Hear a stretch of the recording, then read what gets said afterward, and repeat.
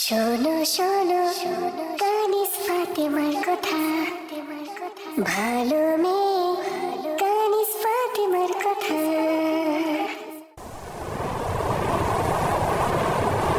ওহো, কোথায় চলে গেল উত্তর? আরে জানালা বন্ধ করে দি।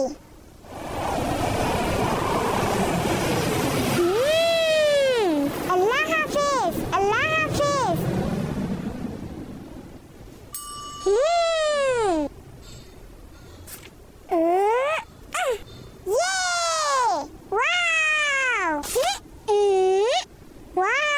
অসাধারণ, আরো একবার উড়াই।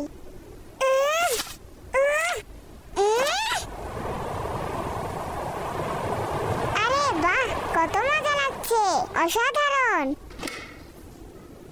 আসসালামু আলাইকুম ওয়া রাহমাতুল্লাহি ওয়া বারাকাতুহু। ওয়া আলাইকুম আসসালাম ওয়া রাহমাতুল্লাহি ওয়া বারাকাতুহু। সাল্লাল্লাহু আলাইহি ওয়া সাল্লাম। قل هو الله أحد الله الصمد لم يلد ولم يولد ولم يكن له كفوا أحد। গোলাম রাসূল ভাই, আপনি ভিতরে আসতে তেলাওয়াত শুরু করে দিলেন কেন?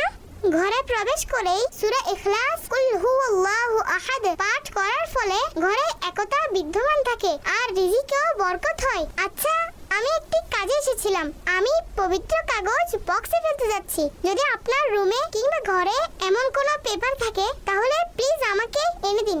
জি গোলাম রাসূল ভাই, আমি এখনই দিচ্ছি। জাযাকিল্লাহু খাইরা। আরে একটি বানাই। হ্যাঁ, আল্লাহ রাইকা, আপনি এটা কি করেছেন?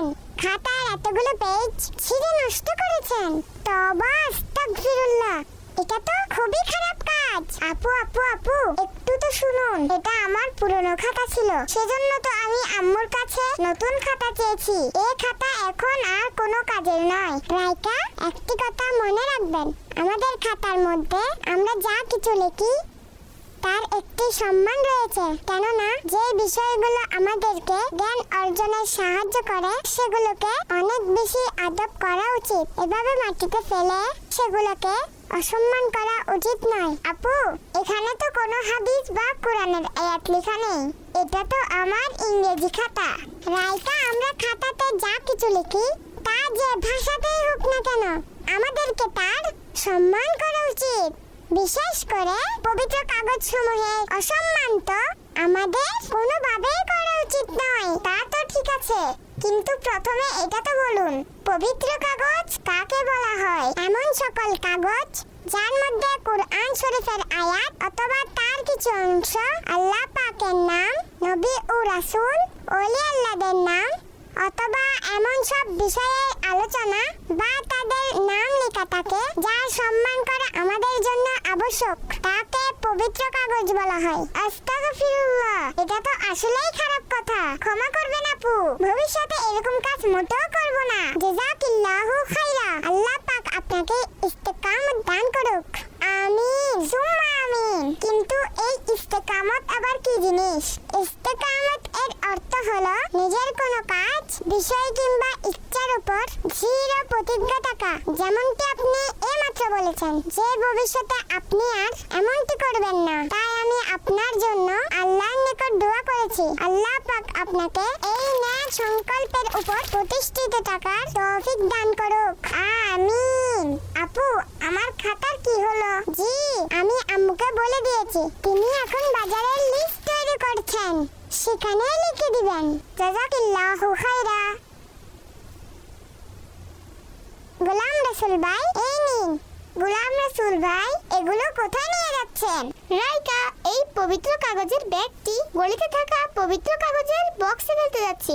আপু, এই সকল পেপারগুলো আমরা কাগজওয়ালার কাছে বিক্রি করে দেই। না রাইকা, আমি দেখেছি এই কাগজগুলোর উপর অসংখ্য পবিত্র শব্দ এবং নাম লেখা আছে।